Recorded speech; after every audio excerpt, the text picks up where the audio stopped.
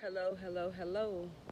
It's me again, back making a video, doing what I didn't want to do, but I'm doing what the Holy Spirit is telling me to do. Um, I come before you with no makeup on and with my hair tied up, because I stand before Christ naked and unashamed.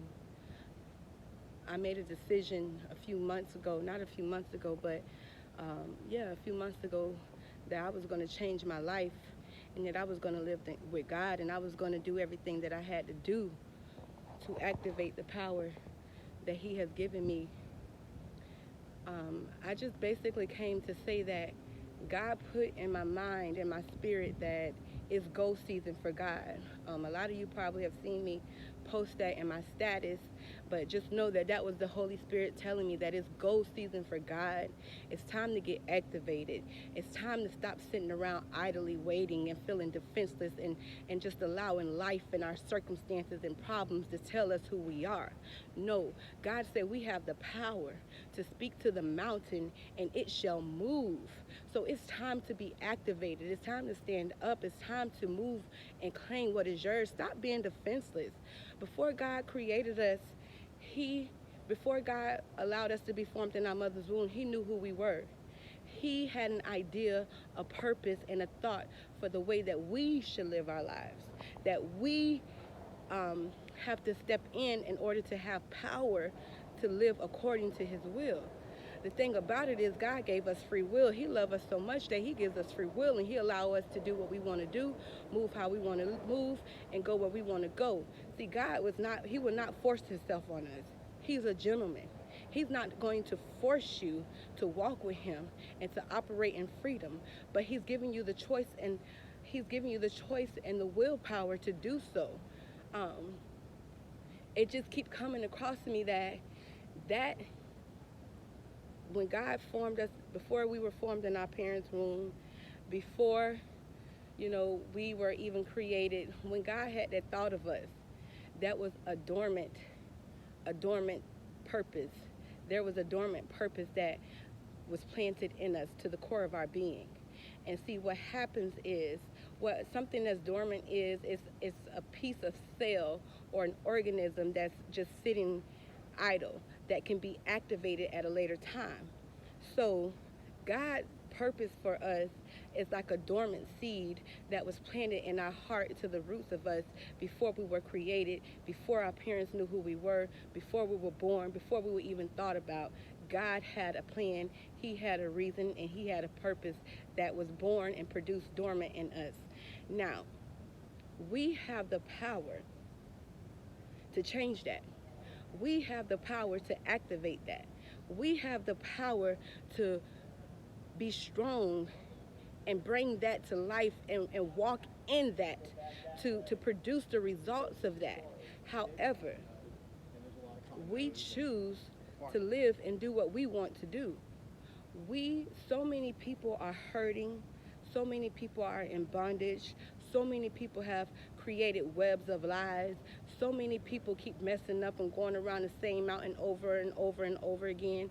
So many people are drowning, and it's some of the people are people who you are associated with and affiliated with, but you would never know because everybody is wearing a mask. Everybody is putting on makeup. Everybody is walking around and presenting to be something contrary to who they're not. They're walking around in strength when all it is covered up hurt. That's why some of y'all are so bitter and so nasty and so rude with just ugly attitudes, just ugly, snappy, I don't care attitudes. You think that makes you be strong, that you think that gives an image of you having strength and you being a fighter. No, all it is saying that you are hurt and you allowed that hurt to consume you and to turn you bitter in an area in your life. That is not cute. It's time to uproot that. God created every last one of us for a purpose. That purpose is in us and it is dormant. And I can say myself included because I was just doing the same thing, living how I want to live. Oh, I know God had a purpose for me, but I wasn't ready to live that life yet. I wasn't ready to walk in that way yet. I wanted to do what's best for me. I wanted to please my flesh.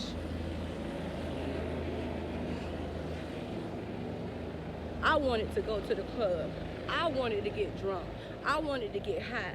I wanted to lay with my man and have that you know, period. That's what I wanted to do. And when I did that and I kept allowing myself to do that, I separated myself from the will of God because I started living how I wanted to live and creating myself to be who I wanted to be and not in the image of God. And one day I crashed, not just physically, but spiritually, mentally, and emotionally. I crashed. I felt so empty. I laid on my bed and I was just like, Lord, who am I? I didn't know who I was anymore. And I realized that I didn't know who I was anymore because I started living life the way that I wanted to live. I ignored that dormant purpose that was planted in inside of my heart. I walked away from the will of God.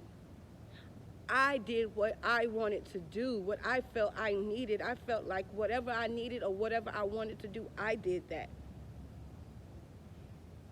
And that's outside of the will of God. I had to realize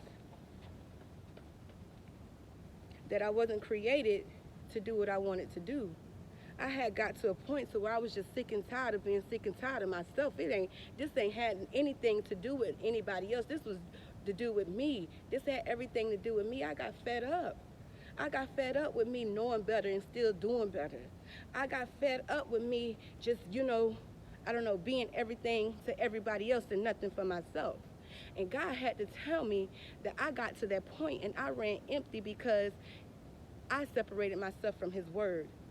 His word is the source. His word is food. His word is energy to our spirit.